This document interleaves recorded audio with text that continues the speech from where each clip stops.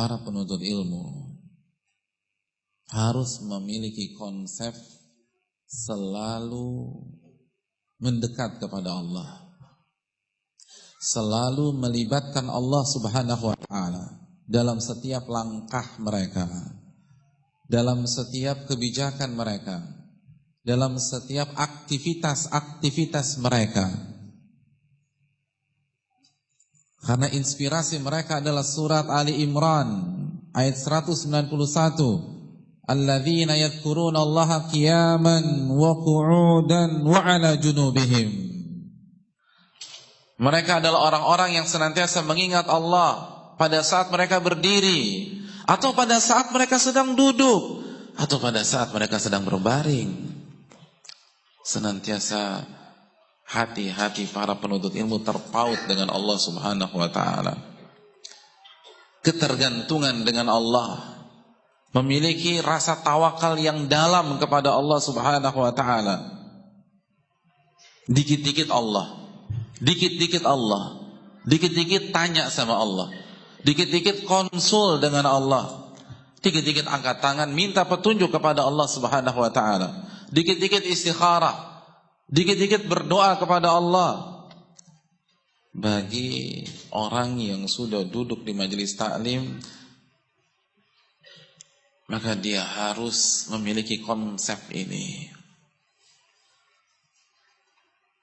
Semua dikaitkan dengan Allah Subhanahu wa ta'ala, semuanya. Karena ilmu membuat kita semakin dekat dengan Allah. Ilmu membuat kita semakin mengetahui betapa hebatnya Allah. Kan ketika kita ngaji, kita mempelajari tauhid, dan tauhid terbagi menjadi berapa? 3, tauhid rububiyah, uluhiyah, dan asma wa sifat. Bagaimana mungkin kita mengkaji tauhid tetapi nggak sering konsultasi dengan Allah? Lalu apa gunanya ketika kita mempelajari Allah Al-Qadir, Allah Al-Jabbar, Allah Fa'alul lima yurid? Salah satu penyakit penuntut ilmu jauh dari Allah. Saya tidak mengatakan jauh berarti nggak sholat. Mungkin dia sholat, tapi pola pikirnya penuh dengan manusia, bukan kepada Allah Jalla wa'ala. Hadirin yang dirahmati oleh Allah Subhanahu wa ta'ala, Syekhul Islam Ibnu Taimiyah dalam kitabnya Al-Wasiyatul Sughra memberikan sebuah tips kepada kita. Apabila kita berhadapan dengan perbedaan para ulama, ketika antum sedang membahas hukum sholat wajib berjamaah bagi laki-laki, terjadi perbedaan apa tidak? Terjadi perbedaan. Pertanyaan saya, jika kita mendapatkan atau ketika kita berhadapan dengan masalah-masalah khilaf seperti itu, apa yang pertama kali harus kita lakukan? Selama ini yang antum lakukan apa? Antum lagi mau safar, jarak safar berapa ya? Baca buku fikih, khilaf para ulama. Waktu safar berapa ya? Baca buku fikih, khilaf para ulama. Apa yang harus kita lakukan? Yang selama ini yang kita lakukan apa? Ayo, dari pengalaman aja deh. Apa? Tanya Ustadz. Terus selain tanya Ustadz, googling, searching di internet, tanya Mbah Google, lalu dipaparkan dapat artikel dari sebuah situs sunnah, ternyata masalahnya begini. Baca dalilnya, pilih yang paling kuat dalilnya, kan gitu ya.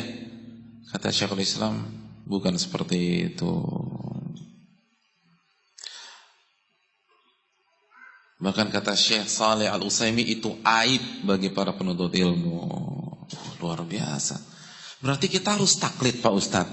Bukan juga.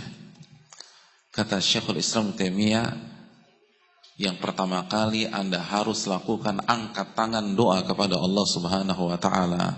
Dan di antara doa yang bisa kita baca, Allahumma Rabba Jibril wa Mikail wa Israfil anta tahkum baina ibadika fima kanu fihi yakhtalifun ihdini lima ikhtulifa fi minal haqqi innaka tahdi man tasha ila siratal mustaqim. Doa yang bisa kita baca sebagai iftitah pada saat kita mengerjakan salat tahajud atau salat malam. Allahumma ya Allah, Rabbnya malaikat Jibril, Mikail, Israfil, Engkaulah yang memutuskan jika ada hamba-hambamu yang berbeda pendapat, yang berselisih. Berilah aku petunjuk di dalam masalah yang diperselisihkan mereka. Engkau memberikan petunjuk kepada orang yang Allah yang Engkau kehendaki ke atas jalan yang benar. Doa kepada Allah. Makanya tadi saya katakan, Syekh Shalih Utsaimin mengatakan, apabila saat kita menghadapi sebuah masalah fikih, masalah ilmiah, yang pertama kali kita lakukan adalah baca dalil, baca penjelasan para ulama, tanya ustadz, kata beliau itu aib, tidak pantas seorang penuntut ilmu melakukan hal demikian. Kenapa demikian? Karena itu menunjukkan minimnya ketawakalannya kepada Allah. Itu menunjukkan bahwa dia mengandalkan otaknya sendiri, mengandalkan daya analisanya sendiri, mengandalkan kecerdasannya sendiri. Hadirin yang dirahmati oleh Allah Subhanahu wa taala, kenapa dia tidak andalkan ilmu Allah, taufik dari Allah, hidayah dari Allah Subhanahu wa taala? Doa dulu baru baca dalil. Doa dulu baru tanya ustaz. Doa dulu baru searching artikel-artikel di internet. Karena kalau Allah nggak kasih taufik, Allah tidak kasih hidayah, itu mau baca artikel 10 kali nggak akan paham. Namun sebaliknya, kalau Allah berikan kita taufik dan hidayahnya, maka kita akan mudah menentukan pendapat yang rajih. Betapa banyak orang baca artikel pertama, artikel kedua, artikel ketiga, tetap aja salah bersikap. Baca artikel pertama, baca kedua, baca ketiga, tetap aja yang diikutin hawa nafsu lagi. Tanya Ustadz A, tanya Ustadz B, tanya Ustadz C, cari pendapat yang paling mudah. Karena nggak ada mendapatkan taufik dari Allah, tidak diberikan hidayah oleh Allah Subhanahu wa taala. Doa kepada Allah. Para ulama kita itu berdoa minta kepada Allah. Itu yang diajarkan para ulama-ulama kepada kita. Sebagaimana dijelaskan Syekh Sulaiman Ar-Ruhaili, pengisi di Masjid Nabawi, Syekh Shalih Utsaimin sebagaimana yang saya tadi katakan, dan dibahas oleh Syekhul Islam dalam Wasiyatus Sughra. Minta kepada Allah. Kalau dalam masalah ini saja kita lupakan Allah, apalagi masalah kehidupan sehari-hari. Berdoa. Makanya para ulama seperti Syekhul Islam, seperti Abu Hanifah, ketika ditanya dengan sebuah pertanyaan dan mereka tidak bisa jawab, mereka lupa dalil atau jawabannya, apa yang mereka lakukan? Langsung searching internet, istighfar kepada Allah Subhanahu wa taala. Ini gara-gara dosa nih saya jadi lupa ayatnya. Istighfar kepada Allah, ini gara-gara dosa saya lupa hadisnya. Kayaknya dulu pernah baca, tapi berusaha ingat, nggak ingat lagi, gara-gara dosa. Wa ma asabakum min musibatin fabima kasabat aydikum. Apapun yang menimpa Anda itu kan disebabkan dosa-dosa Anda. Kaitkan dengan Allah.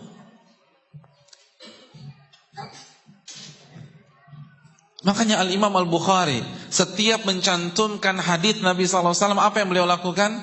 Istikharah. Setiap mencantumkan hadits di Sahih Bukhari, istikharah kepada Allah. Itu penuntut ilmu. Sebelum mencantumkan hadis, konsultasi dulu sama Allah. Kira-kira benar nggak? Jangan-jangan saya naruh hadis di bab yang keliru. Itu otak seperti Bukhari,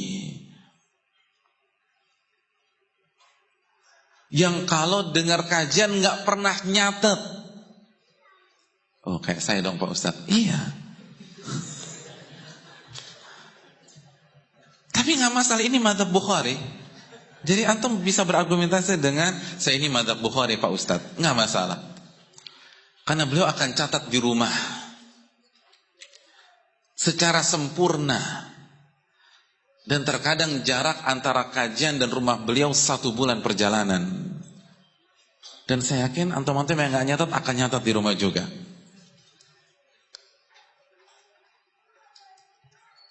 Otak seencer itu masih konsul dengan Allah. Otak secerdas itu masih nanya Allah sebelum mencantumkan hadis. Kita nggak nanya Allah Subhanahu wa ta'ala, nggak berdoa kepada Allah. Untuk satu kitab Sahih Bukhari saja berarti berapa kali beliau istikharah? Di atas 9.000 kali istikharah untuk satu kitab. Coba evaluasi dari kita. Berapa kali kita istikharah seumur hidup? Antum terakhir istikharah tahun berapa? Paling kan sebelum nikah ya. Udah gitu nikahnya cuma sekali. Berarti sekali seumur hidup. Subhanallah. Itu salah satu cara kita menimbang sejauh mana kita ketergantungan dengan Allah Subhanahu wa ta'ala. Allah berfirman, "Wa man yatawakkal 'alallahi fahuwa hasbuh." Dalam surat At-Talaq ayat 3, barang siapa yang bertawakal kepada Allah, ketergantungan dengan Allah, maka Allah akan selesaikan masalahnya. Allah akan cukupkan urusannya. Semua akan clear. Tapi siapa yang ketergantungan dengan Allah? Para penuntut ilmu itu harus ketergantungan dengan Allah. Dan itulah para nabi dan rasul. Makanya Nabi SAW mengatakan gaya hidup para nabi dan rasul apa? Idza hazabahul amru shalla rak'atain. Para nabi dan rasul begitu ada masalah, salat 2 rakaat. Ada masalah, salat 2 rakaat. Apa saja minta petunjuk dari Allah. Kalau penuntut ilmunya sudah nggak ketergantungan dengan Allah, gimana orang awamnya? Gimana yang nggak ngaji? Gimana yang nggak pernah belajar Al-Quran dan Sunnah? Kita aja yang belajar nggak ketergantungan dengan Allah. Makanya catat baik-baik ucapan para ulama berikut ini. Kata mereka, "Man minna yas'alullah qabla an yas'alan nas." Siapa di antara kita ketika ada masalah yang pertama kali dia hubungi Allah sebelum hubungi manusia?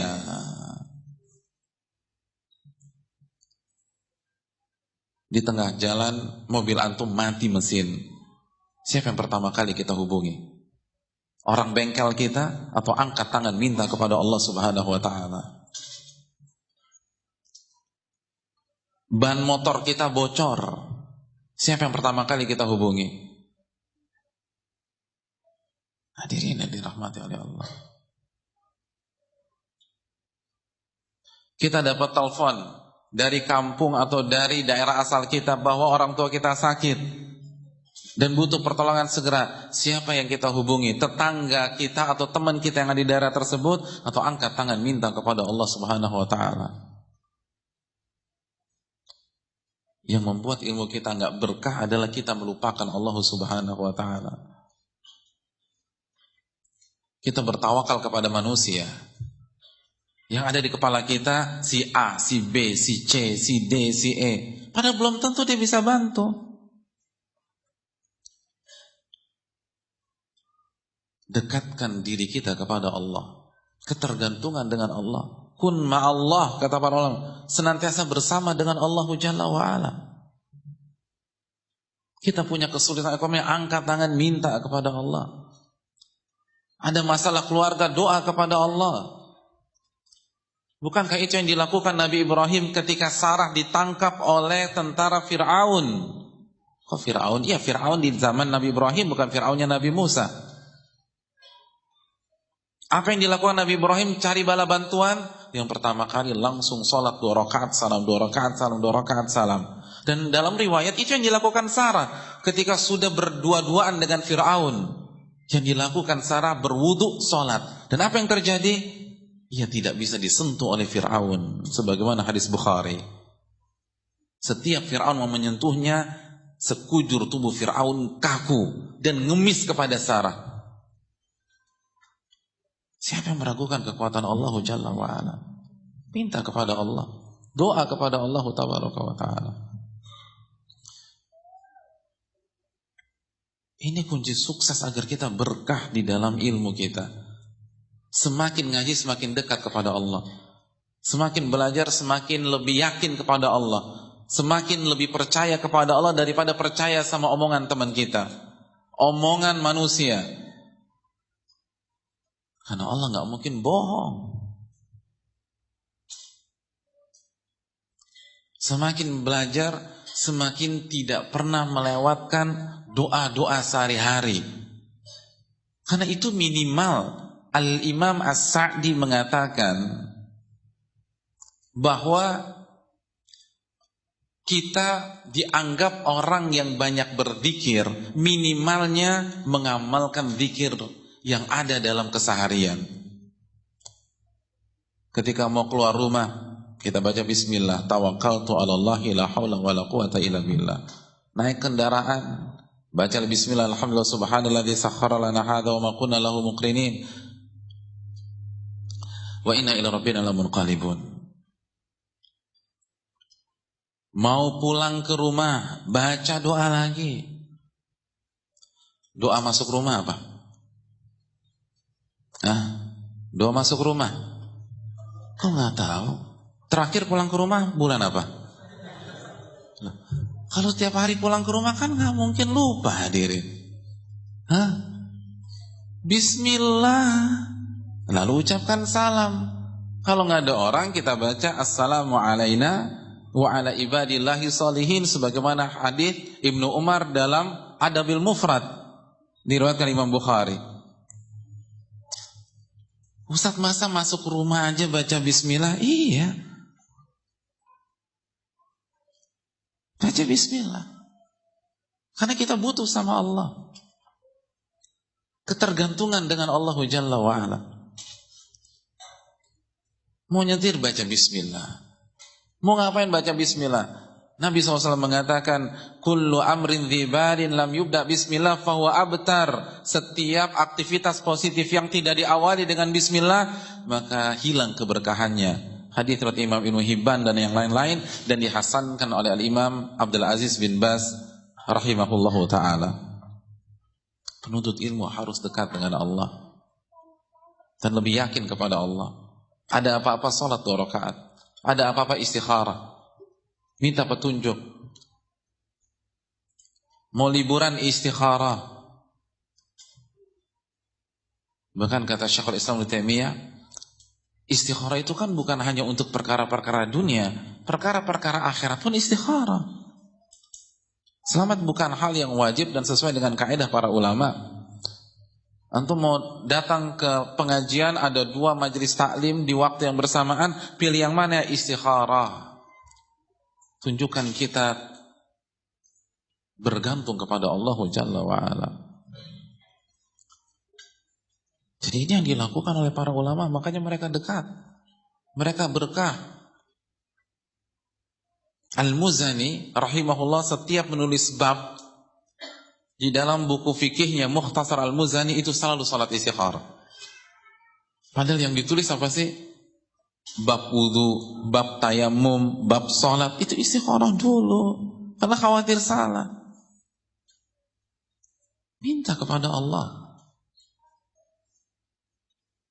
Dan terbukti Allah berkahi. Sahih Bukhari Allah berkahi sampai hari ini dan insya Allah sampai hari kiamat. Mukhtasar Al-Muzani Allah berkahi sehingga menjadi buku panduan dalam mazhab Syafi'i. Kenapa? Keterkaitan seorang hamba kepada Allah Jalla wa'ala. Oleh karena itu, jangan sampai yang paling sering meluncur dari lisan kita adalah nama-nama manusia, bukan nama-nama Allah Subhanahu wa ta'ala. Kemana tauhid asma wa sifat kita?